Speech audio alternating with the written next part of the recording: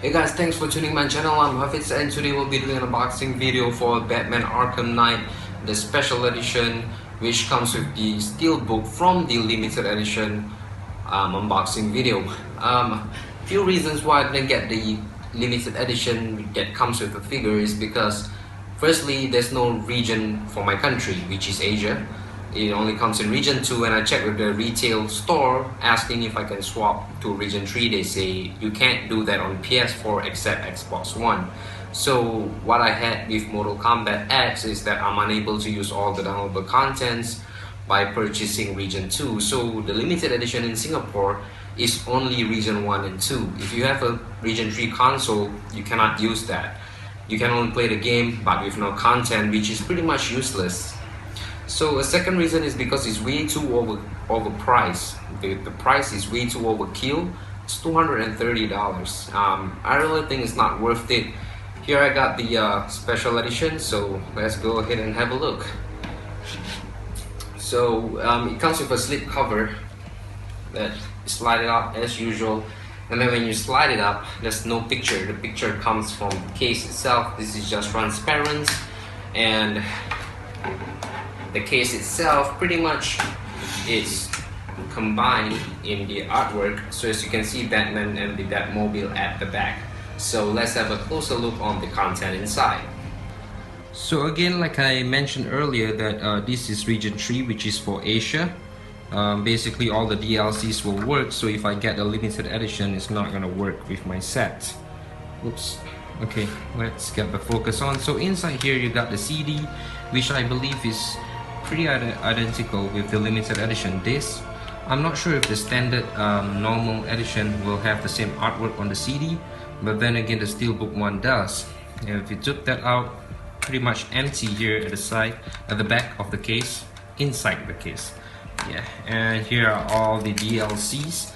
Now if I know that the limited edition, the inside here there's some, I think there's a artwork, you know, behind this steel case itself, but not in this edition.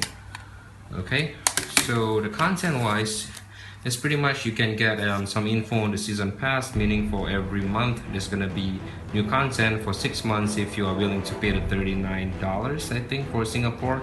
Yep. And then here's the Harley Quinn story pack. You're gonna get this included in the special edition, the Scarecrow, which is exclusive to PS4 for now, and the first appearance Batman skin, which is the debut of a Batman in the first comic, which is 1939.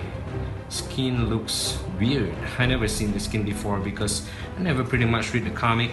And then the alternative skin for the Batmobile or mobile, however you pronounce that, the Red Hood story pack, which is also included in the special edition, and the booster pack for the Wayne tag.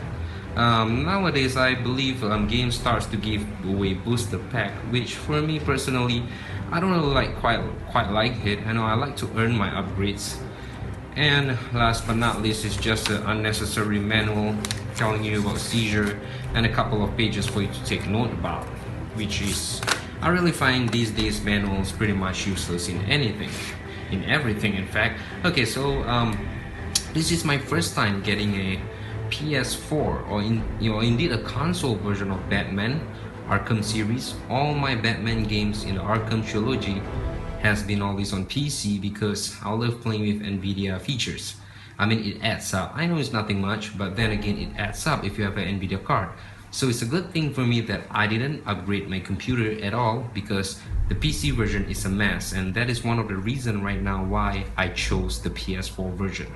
Not because I don't have the PC to play. I do have the PC to play, high-end one, but I don't want to spend my money on it because at the moment it's a mess.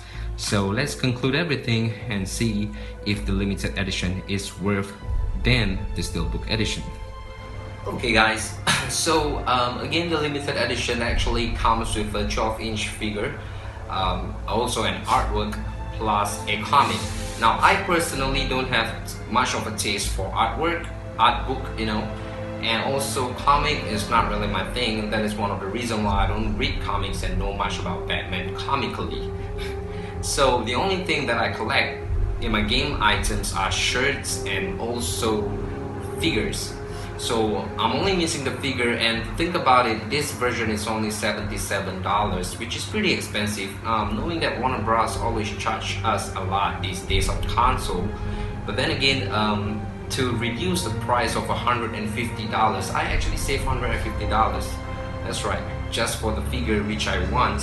So to conclude everything, plus the box of course, I really say that this version is worth it because I get 6 additional contents and also a steel case and Batman game itself.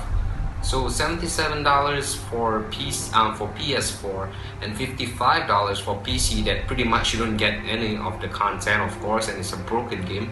So I'd say for any PC gamers who intend to buy the game for now, you know what? Do yourself a favor, instead of upgrading to a high-end graphic card, I think you just pick up a PS4 and play, because it's just to secure, especially games like from Ubisoft and Warner Bros. I personally pick a PS4 up is due to these kind of reasons. When the PC version, fucked up big time, this is the version that you should play. I mean, we've seen it back before in Saints Row 2, even in Splinter Cell Double Agent. There's a lot of things going on. Prince of Persia 2008 with a memory leak, until now it doesn't fix. So yeah, that's the reason why I get a PS4, and times like this is the reason why we buy a PS4 game. So that's my conclusion, and thank you very much for checking out my channel on FYG. I'm Hafiz, and again, I didn't buy the limited edition as a collector. It's because it's way too overpriced, and the most importantly is the region lock. That's it. So thank you for checking out my channel. I'm signing off from YouTube and Facebook.